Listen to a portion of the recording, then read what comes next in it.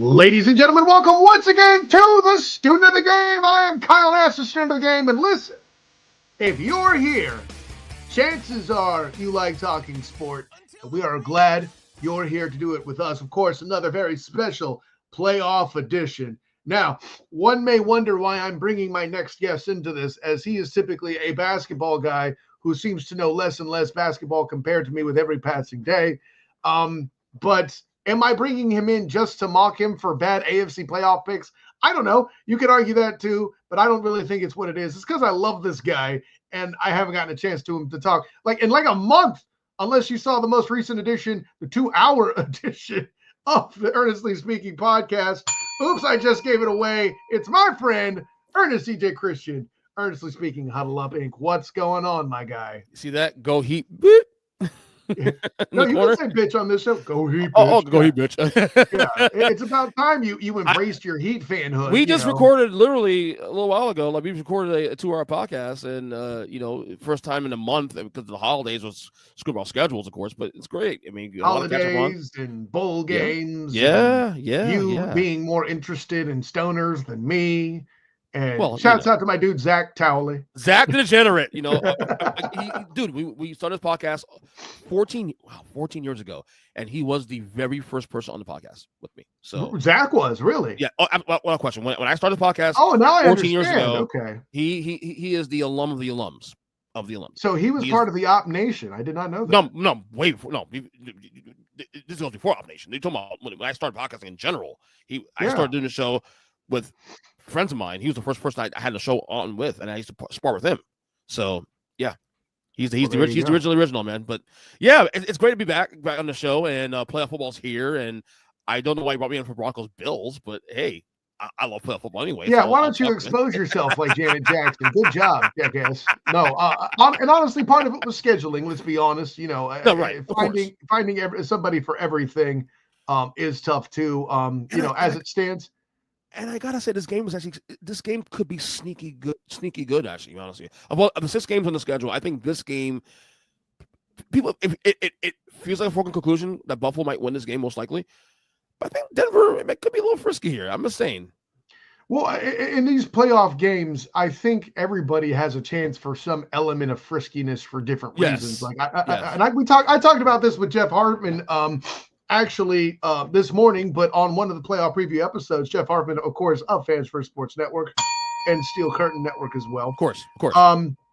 People are sleeping on that game and a 9.5-point spread, 10 at some points in the books when we recorded the episodes, and that's asinine to me.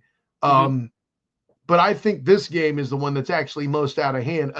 Again, with a docket of a bunch of close games. I know Eagles fans may think they have a good shot at the Packers. I'm not convinced. I'm pretty sure Chargers think that they're going to roll past the Texans and vice versa. I'm not convinced. I think that game's going to be closer for everybody, though who I have winning that game may be different. I'm actually going to record with our friend and Chargers / Notre Dame / Cowboys homer, Big Jim Neese of Huddle Up Inc. By the way, Big Jim is a homer in general. A homer. This coming from a guy that has 47 teams that he follows. 43. Calm down. I thought there were 4 hockey teams I could squeeze in there. Yeah, anyways, that's true. You could do that. Go Panthers or Rangers. Go Senators. But as first of all, and I'm glad you gave your opinion of the game. But as somebody who picked the Browns and the Jets to make the playoffs, how stupid do you feel now seeing this matchup? I feel dumb as hell. Can I curse on this podcast or no? I'm trying to be good here. Can I curse the podcast? Say no. Is that apropos? You said dumb as hell. Hell is good. Okay, good. I was saying. I mean, look, and this is why the NFL is great because, like, we come every year. We do this every year. You and I do the same report. We've done it for like 12, 13 years now. So we have expectations come to the season, and then like when the season plays out, everything we thought would happen won't happen. Everything would happen won't happen did happen. Who thought the Vikings be 14-3 this year? No one had Vikings 14-3 this year. No and one all of a sudden the Vikings at 14. You know what I'm saying? So the NFL always provides the element of surprise both ways. And the Browns and Jets, I thought the Browns and Jets would be playoff teams, wildcard teams, and not only was I wrong, I was dead wrong. I mean, they were bottom 6. I mean, the Browns ended up picking number 2 in the draft this year. Crying out loud, the Jets were no better. So I mean, this. That's why the NFL is still, from much much I love the NBA, the NFL is still king shit. Yeah, Marky, Rick Rongenstein, and like, can you? Okay, listen, Burn dropped one the other night. Can we make that the only S that you drop? Thank you. So, I'm sorry. Parameter. It's a new year, new me. I'm trying to not cuss as much, but it's hard. Yeah, yeah, no. No, man, but listen, when it comes down to it, you mentioned a little bit your thought on the matchup itself. Yeah. I know a lot of people thought, that, or a lot of people were out on the Bills and thought they would miss the playoffs. If I remember correctly, I was you one were of those among people. them. I was. So to me, the Buffalo Bills was more of a, okay, this could be a sneaky rebuild year for them. They lost Gabe Davis, lost Stephon Diggs. Josh Allen's still really good, top 4 quarterback in the league. I still maintain that even coming to the year. But we thought at the time the AFC was such a cluster of good teams, or teams that we thought would be good this year, which obviously played out differently for a lot of teams in the conference, that Buffalo may struggle to not just win the division, but also crack there. Now, I did say too, Buffalo could be a wild card team, but I had to make a choice, and I didn't want to fence it like you guys claim I always do on Huddle podcast. Bing. Thank you. And the thing is, I figure, okay, well, Buffalo. I had Buffalo winning 10 games this year. I had them going 10-7 this year. I just didn't think they would make the playoffs. I thought the AFC was just that darn good. Because you thought the Jets would win the division. Let's call it what it is. No. You thought the Jets would win the division. The Dolphins win the division, and the Jets is a wild card. Well, that's okay. Right. That's true. So, right. That part's correct. Right. I will grant you that. And for how everything played out this year for Buffalo, number 2 seed in the AFC, 14-3 record, and all that, is exactly why that even though I am a massive Lamar Jackson fan, and that's who I want to win the Super Bowl this year, they were my pick before the year started. That's why Josh Allen deserves MVP. Because and for the record, I did not have the Bills making the playoffs. I just looked here. I thought I did. I did not.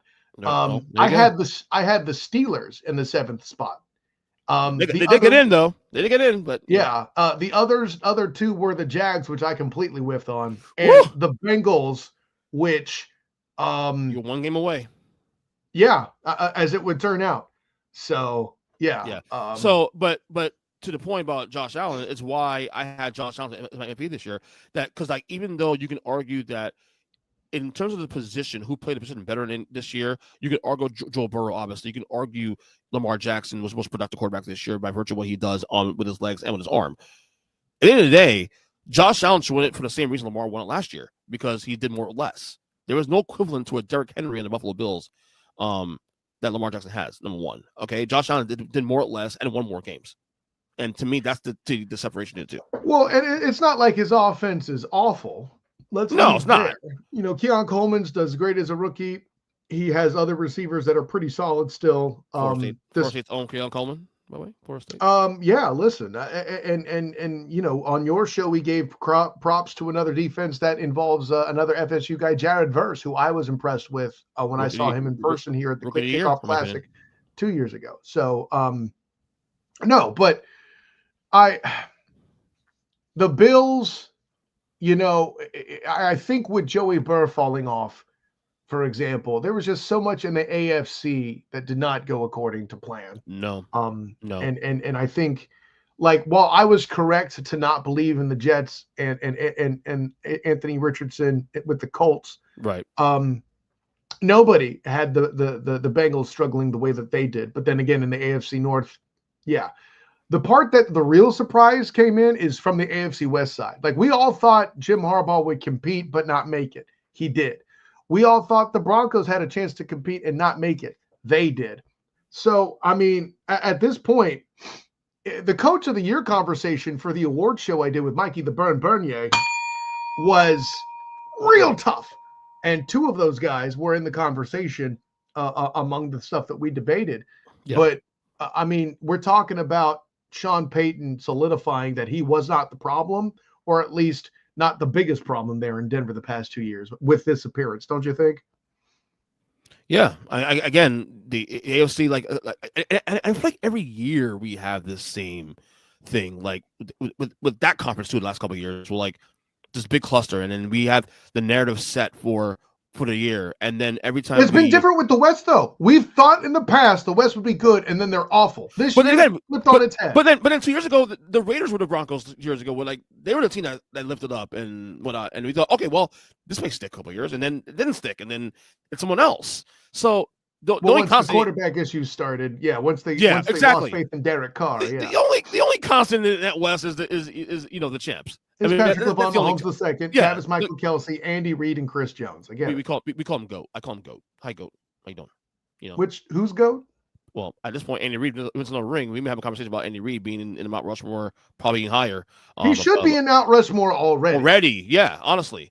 But with Mahomes. But like I said, the AFC has been this way for the last couple of years now. It's a cluster of teams that we believe in, and it's like a little bit of a shift, or you call it power. The quarterback gets hurt, yes. Like Tua happening threw things off for both of us. We also we excluded that. Just so many significant genre tilting events, cataclysm events happen, and now we have what we have. Credit to the coaches for taking advantage, though. Yeah, with Denver though. Like, I thought they'd be good this year. I actually thought they'd be competitive. I had the over. Like, so on my podcast, every year I do over-unders with Zach DeGenerate mentioned podcast and my friend Chris Prismatic. Every year we do a preview. It goes 2.5 hours every year. And we go through each Vegas win total projection. And we go over win totals too on the Student of the Game report. Right. And we go into detail. And I had Broncos going over at 6.5 wins because I thought they would be competitive. I love Bo Nix. I've been a Bo Nix guy since Auburn. So you've never nixed Bo, even though you couldn't handle. I was right about Michael Penix beating him twice. Right? No, correct. No, right. You're right about that. No, absolutely. But I'm a Bo Nix believer. I just thought that because of the AFC physics and how deep it is, that it would take a little while for the Broncos to crack a 10-win season. They needed one more year, is what we thought. Right, exactly. You figure let the rookie year, you'll see growth, and then going forward. But we didn't see this coming. Like certainly with Jane Daniels in Washington, same thing also too applies there. With the Broncos, I didn't see this coming. And I'm not the biggest Sean Payton fan on the planet in terms of as a person, but Sean Payton is obviously a genius, and you have to figure that him doing what he does there is going to apply pretty quick, and that happened. And Bo Nix and company and that Broncos team definitely overachieved what I thought they'd be. I knew they'd be competitive. I had them at 7-10 this year, but 10-7, wow, I'm still stunned. Well, and it'll be interesting to see when they have more difficult schedules next year. But the other thing is too, when you send 3 teams to the playoffs, not everybody's getting a first place schedule. So that's a fascinating concept too. Yeah. We'll probably touch on that more in the offseason. But here's the problem for me. Mm-hmm. And I'm not saying that I'm not saying that the Broncos are bad in the trenches, but the Bills' defensive line talent is where everything starts and ends for me. Sure, Josh Allen, awesome, blah, blah, blah. Yeah. This isn't going to be a shootout, I don't think, is the problem, which means you have to contain Josh Allen. Good luck. And then you have to then protect Bo Nix from that defensive front. That's the issue for me. What say you? Yeah, I mean, Buffalo's defense, though, I will say, has been a little up and down, though, in spots. So and it's a matchup thing. If you get past the first level. Right, yeah. I mean, that Rams game early in the year that they lost, now, granted, that was a phenomenal Josh Allen performance, though, but lost in that was the Bills defense. That was a Thursday nighter, too. I think that's that's a Sunday afternoon. No, Sunday afternoon. No, Sunday it wasn't Thursday? Okay. No, that was Sunday at 4 o'clock. That was Sunday at 4 o'clock. Giving up 44 to the Rams in a loss. Then they beat the Lions a week after that, and they won that game. But they gave up, 45 in that game? They scored 51 points in that game. I'm not saying Denver Broncos have 44. 40. It was a 44-42 game, and then 40. They gave up 42 points in a game where they beat the Lions. So right. So look, I'm not saying the Denver Broncos are the Lions offense machine or what's the other team we mentioned, the Rams, Stafford and company. But there is opportunities there to. If you can get past the front four of the Buffalo Bills, you have a chance to put some points on the board. And that's going to be really the only chance they have to win this game because the crowd, home advantage applies to certain places in this league. In Buffalo, it applies because Bills at Mafia the former Ralph Wilson Stadium. that is I correct. agree. Bills Mafia is, to me, one of my personal favorite fan bases in all of sports, in my opinion. They're great people. I'm friends with a lot of people in Bills Mafia. They are good people. And that crowd, knowing that how bad they've been for many years, and they've been competitive now for the last 4 or 5 now. They are locked in, and this team, especially too. I think this particular team also too, with all the drama they had in the last couple of years with Stephon Diggs, there's something special with this team. Now, is it going to be? Are they the favorites to even get to the Super Bowl? No, but I do think that this team has a good chance as any to, when you consider the rest of the conference, and even with the Chiefs and Ravens hanging around, there's still flaws there with those teams. This team has a good chance to get into New Orleans and anybody else. Yeah. To your point, the Bills have become perennially good by filling the power vacuum left by Brady's retirement and the collapse of the Patriots. I'm with you on that, because the Jets have taken swings and missed. Zach Taylor was a failure. We warned people about that. Aaron Rodgers is a failure so far, at the very least, if not outright.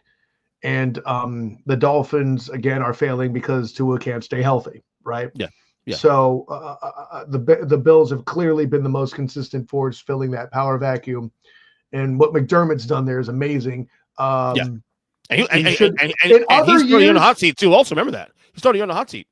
Right. There are other years where McDermott would win the coach of the year. He may not, because there's so many candidates.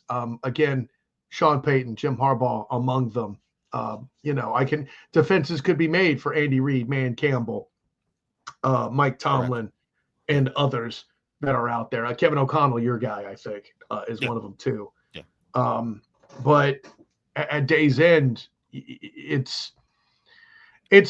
was a lot of good coaching in the NFL this year. It feels like amongst those that seized opportunities when bigger teams were weak. Right, Zach Taylor got surpassed coaching the Bengals because of injuries that happened, and I know Joey Burr was healthy, was playing all the games, but he was not healthy, right? Yeah. And I know that was a factor. That being said, the main piece I want to get to is, we kind of touched on it. The Broncos have to control this game in the trenches first and foremost. Yes. I don't know if that can happen. No. You don't think it can happen? I don't think. I don't think, and I think this is where youth plays a factor. I don't think they're going to be disciplined enough to do that at the end of the day. I think. Look, I think this game is going to be a little bit closer. People give credit for. I see this game being competitive for the first 2.5 quarters. I can see them being within range, and you say, oh, maybe Denver can score here. Does that? No, but I think you have Josh Allen's quarterback. I think Josh Allen will find a way to get the job done, get a score late, maybe a turnover by the Broncos somewhere, because again, road optics and all that. A turnover in the first half is a requirement. No, to win. I agree. Right, but I think they'll make a turnover, a cost turnover in the third quarter that might cost them a game, a chance to get into the game. You think the Broncos will make the turnover? Yeah, correct in the third quarter, when even though they're within range of making it even more competitive game to the point they could probably win the game. But I think between that and then of course Josh Allen and then that home crowd, I just don't see a scenario where Buffalo loses this game. But I do think this could be a competitive game more than people give credit for. So. It's both. It's a little bit of both. No, that's a strong take. I'm with you. I think the Bills dominated. Give me a score. What do you think? I think they'll cover spread 8.5 points. I know you don't do spreads in this podcast, but I think I talked betting with both Jed Hartman and Candy Waller. It's okay. Okay. I'll go 27-17. So you think they cover? Okay. Yeah, they'll cover it, but they'll get a late score. It's a low-scoring contest from you. And that's the thing. I think the weather could be a factor. I don't know the weather. If there's snow coming in there, it could be a factor. Yeah. I don't know. I still see the Bills breaking 30. Okay. Which, if I say that, obviously that's a cover. I see the Broncos getting a turnover and making it closer because they do that in the first half. Right. Then I see the rest of the game being clean. Give me 30-20. It's still that same 10 points. Same idea. Okay. Yeah. Though I still don't think I clear the over in the football game. No, I think you do cover over, actually. No, you do. 30-20. That's because I think the over-under is like 47. I'll tell you right now. Hold on. I have it right here. Sitting right here. I had it up earlier. 47. I was right. 47. It was 47. That's right. You degenerate. Well, I did my podcast. I did my podcast. So then if I do 20 to 30, so if you think EJ's right, bet the under. If you think I'm right, bet the over. The punchline is don't touch that. Is actually if you take the Bills covering. Yeah. Take the Bills. Yeah. The best bet the Bills. On my podcast, we do best bets with me and my friend Zach. I mentioned again, we do best bets, not just like who wins the game, who thinks the best bet gambling wise for each game, and we both said the best bet was Buffalo to win this game outright. Yeah, well, clearly I agree with that. That's how obvious it is, even though this game is allegedly the most competitive. I joke, but EJ Christian, tell the world. EJ Christian 7 on every social media platform you can imagine. Blue Sky #1. Hey, you're one of the cool kids. I'm cool kids now. That's right. Twitter, of course, /X. Want to call it. Of course, my podcast, Earnestly podcast, across all podcast catchers. And most importantly, guys, especially to my YouTube page at youtube.com/Ernest Christian. We are putting out a lot of content there now, especially too. Little short form videos, all that. So check that out as well. TikTok, Ernest Christian as well. It all exists. And Kyle, enjoyed it as always, man. I love being on here. Yeah, honor, joy, and privilege. Of course, I am Kyle Nass, the student of the game. You can find me on Twitter, Instagram, Threads, and Blue Sky as a cool kid. Remember, EJ Christian, you can't say S. You got a family, and people will get the wrong idea if you tell people you're on X. Facebook as a student of the game. My writings with the Fans for Sports Network covering the Orlando Magic and the Jacksonville Jaguars, as well as my work with the Black and Gold Banneret covering UCF football and basketball. Find me also on the Night Shift podcast, as well as my work with the Duval Dive covering the Jacksonville Jaguars. Me and Travis D. Holmes have a butt ton to talk about with all the stuff that's going on in the front office with the departure of Doug Peterson, the searching coach, and coaching search rather. And by the way, trying to talk about keeping Trent Baalke. The Duval Devout are up in arms. It's a crazy thing. Make sure you check all of the above out. So for EJ Christian, I am Kyle Nash, the student of the game. Until next time, everyone, class dismissed.